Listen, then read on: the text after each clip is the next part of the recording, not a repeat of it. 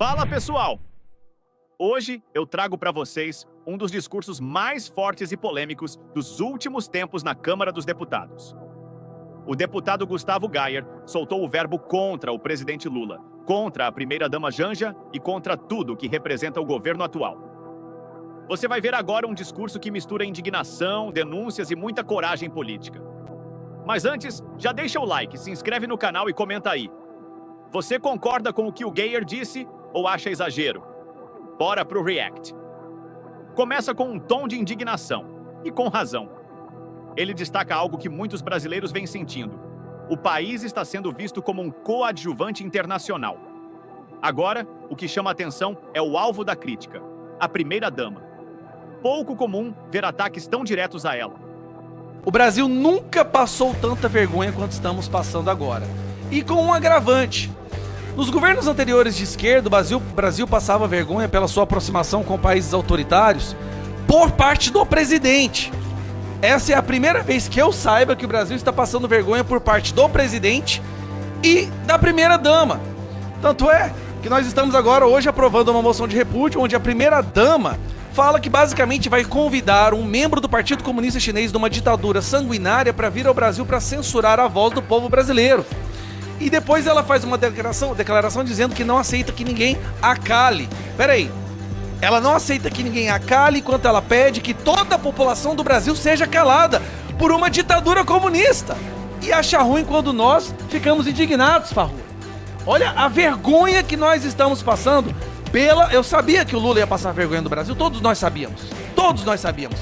Nós não imaginávamos que o protagonismo do motivo da vergonha seria uma pessoa que nem sequer foi eleita, que não tem um cargo no governo, que também, outro requerimento que foi aprovado, viaja 5, 6, 7 dias antes do presidente para os países para já nos envergonhar previamente, usando a estrutura do Estado brasileiro. Janja é levada para passar vergonha no Brasil com o avião da FAB. Ou seja, nós estamos pagando uma pessoa que não tem cargo, que não foi eleita, para nos envergonhar e ainda tentar trazer para o Brasil um ditador para censurar a nossa voz, presidente. Essa parte é pesada. Ele acusa Janja de querer trazer censura para o Brasil através de influência estrangeira. Gayer está dizendo, em outras palavras, que o governo estaria tentando importar o modelo autoritário da China. Se for verdade, isso é gravíssimo. Essa crítica à Janja já vem sendo feita há meses. A oposição questiona por que ela tem tantos privilégios, mesmo sem exercer um cargo oficial. Isso reacende o debate sobre os limites do papel da primeira-dama. O que mais falta? Aí eu escuto alguns colegas dizendo, não, o Brasil voltou, deixou de ser um anão diplomático. Anão? O Brasil agora é um inexistente diplomático. A prova disso é nós termos o presidente da República, durante o discurso no evento da ONU, ter o seu microfone cortado. É tipo assim, eu não quero ouvir o que esse cara tem pra falar. Não importa, irrelevante, insignificante. Mas aí a gente continua entre alguns outros requerimentos agora. Notícias novas da semana passada para essa. Aparentemente o Brasil está envolvido em esquentar petróleo da Venezuela. Esquentar, para quem não entende, é o seguinte: a Venezuela é um país que está sob um embargo, por ser uma ditadura, por ter dado um golpe, né? O único país da América Latina que escuta a Venezuela e o recebe é o Brasil. Um narcotraficante, ditador condenado nos Estados Unidos, inclusive. Aí o petróleo que é extraído da Venezuela, como eles não podem vender para o resto do mundo, sabe o que está acontecendo, presidente? Tá vindo pro Brasil, e aqui no Brasil eles trocam o rótulo, passa para um outro navio cargueiro e manda pro resto do mundo. O Brasil ajudando a financiar a ditadura na Venezuela. Acho que não tem nenhum país democrático, né? Eu tenho que fazer aspas bem grandes, por favor, que ajuda tanta ditadura quanto o Brasil. Aqui o discurso entra numa denúncia internacional. Suposta lavagem de petróleo venezuelano para burlar sanções. Isso, se confirmado, coloca o Brasil como cúmplice de uma ditadura. É um escândalo diplomático em potencial. E aí nós temos o Lula indo para a Rússia, participando da cúpula internacional dos ditadores e criminosos de guerra. Você sabe o que é a vergonha? Você ver o presidente do seu país numa foto ao lado de um cara que pega um machado e corta a cabeça? Corta a cabeça, Farrur. Não é no sentido figurado não, tá? Não é no sentido figurado não. É cortar a cabeça dos seus opositores para se manter no poder. Esse é pior que a foto do Alckmin, ao lado dos líderes dos piores grupos terroristas, os quais já foram praticamente todos executados. Se pode colocar a foto lá, só o Alckmin que ainda não foi executado. Porque todos os colegas dele lá no Irã, quando ele foi lá na presidência da nova ditadura do Irã, né? Todos eram líderes de grupos terroristas, inclusive o Hamas.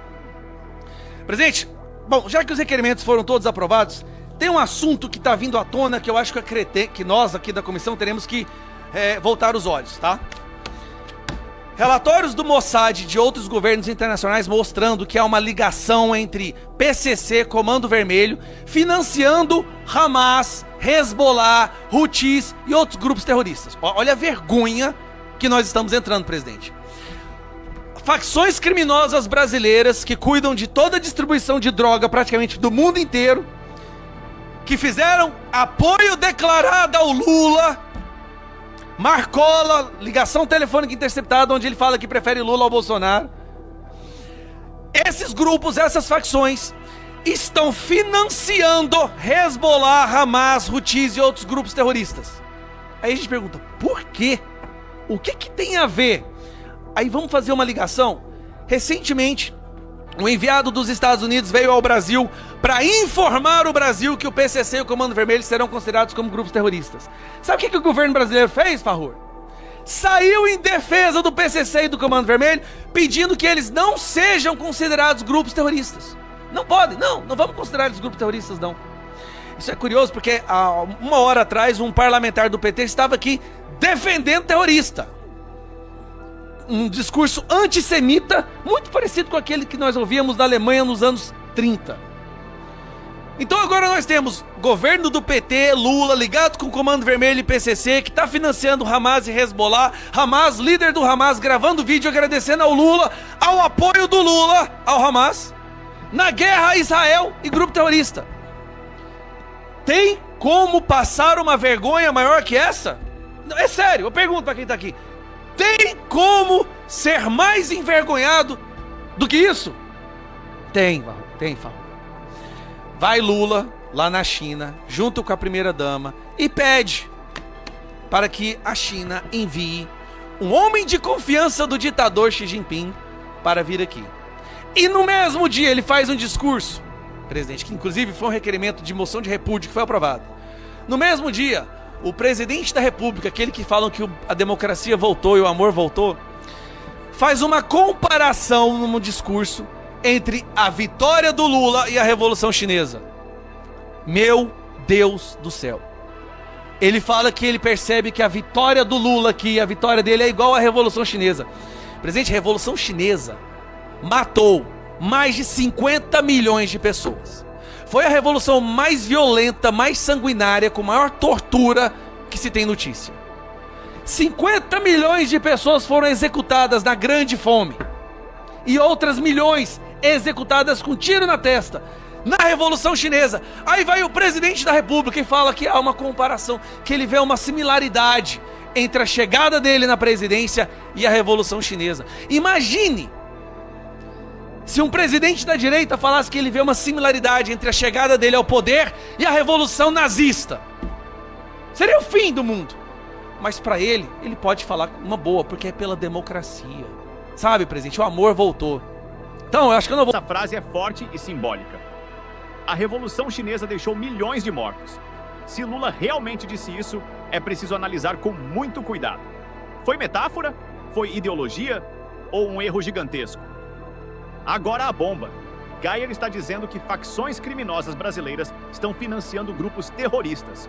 Isso precisa ser investigado com seriedade, porque, se for verdade, estamos diante de um problema de segurança nacional e geopolítica gravíssimo. Isso aqui é polêmico demais. Ele diz que o governo não quer que o PCC e o Comando Vermelho sejam considerados grupos terroristas. Por quê? Seria por ideologia, por medo ou por alguma relação oculta? A fala é acusatória e precisa de resposta oficial. Mais uma crítica por a estrutura de Estado sendo usada, segundo ele, para fins pessoais. Essa frase virou meme nas redes sociais e mostra como a oposição está aproveitando o simbolismo das atitudes do governo. Esse foi o nosso react ao discurso do deputado Gustavo Geyer. Concordando ou não com ele, é inegável que ele fez o que muitos parlamentares não têm coragem: expôs abertamente as falhas e contradições do governo atual. Agora quero saber de você. Você acha que o Geyer exagerou ou ele disse o que precisava ser dito?